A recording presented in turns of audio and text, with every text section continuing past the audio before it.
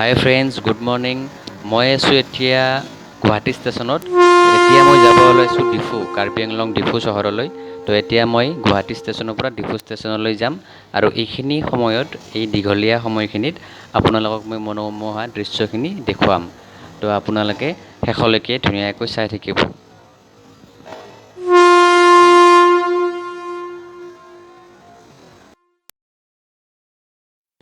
ডাৱৰীয়া বতৰ আজি।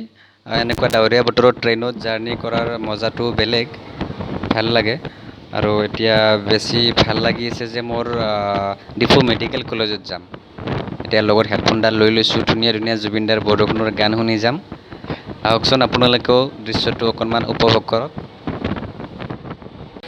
আহি আমি এতিয়া পালোঁ জাগীৰোড। গুৱাহাটীৰ পৰা ক'তো নৰখি এতিয়া জাগীৰোডত আমাৰ ট্ৰেইনখন ৰখি গ'ল। অকণমান বৰষুণ দিছে। আচলতে মৰ্ণিং টাইমত এনেকৈ আহিছোঁ, বৰষুণৰ বতৰ। গৰম দিয়া হ'লে ইমান ভাল নালাগিল হয়, কিন্তু বৰষুণ দিয়াৰ কাৰণে বিৰাটেই বেছি ভাল লাগিছে।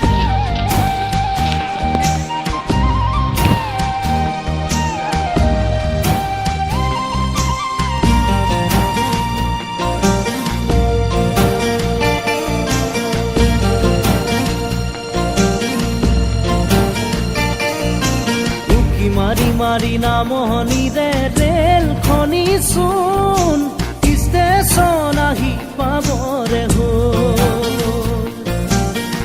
মাৰি মাৰি নামনি। এতিয়া লামডিং ষ্টেচন পালোঁ। হোজাই আৰু লংকা ষ্টেচন পাৰ হৈ আহি এই লামডিং ষ্টেচন পালোঁ। এতিয়া অকণমান চাহ খাই লওঁ, ৰিলেক্স হৈ লওঁ আৰু আগলৈ চাই থাকিব দেই। আৰু লামডিঙৰ পৰা মোটামুটি 1 ঘণ্টা লাগিব ডিফু ষ্টেচন যাই পোৱালৈকে।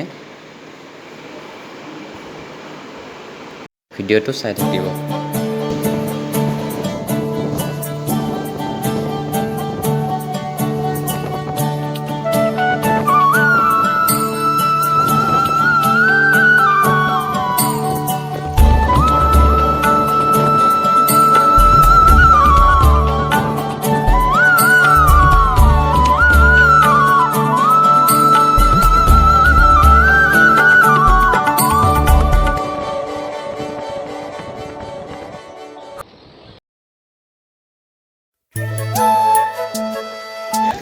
ফাইনেলি ডিফু আহি পালোঁ।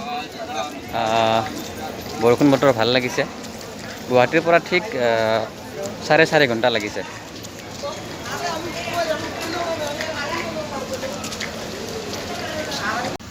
এতিয়া মই যাম ডিফু মেডিকেল কলেজ। বহুত এক্সাইটেড হৈ আছোঁ। ডিফু মেডিকেল কলেজত মোৰ জইনিং আছে আৰু আজিৰ পৰা ঠিক 2 বছৰ আগত আহিছিলোঁ। এখন ডিফু মেডিকেল কলেজত যোৱা গেট হয় আৰু এইফালেৰে ডিফু মেডিকেল কলেজ যাব পাৰি। বহুত বেছি ডেভেলপ হয় প্লেচটো, বহুত বেছি ভাল লাগিছে। আৰু আপোনালোকেও আহিব পাৰে এবাৰ কাৰ্বি আংলঙৰ ডিফু চহৰলৈ। Finally Diphu medical college and hospital পাই গ'লোঁ।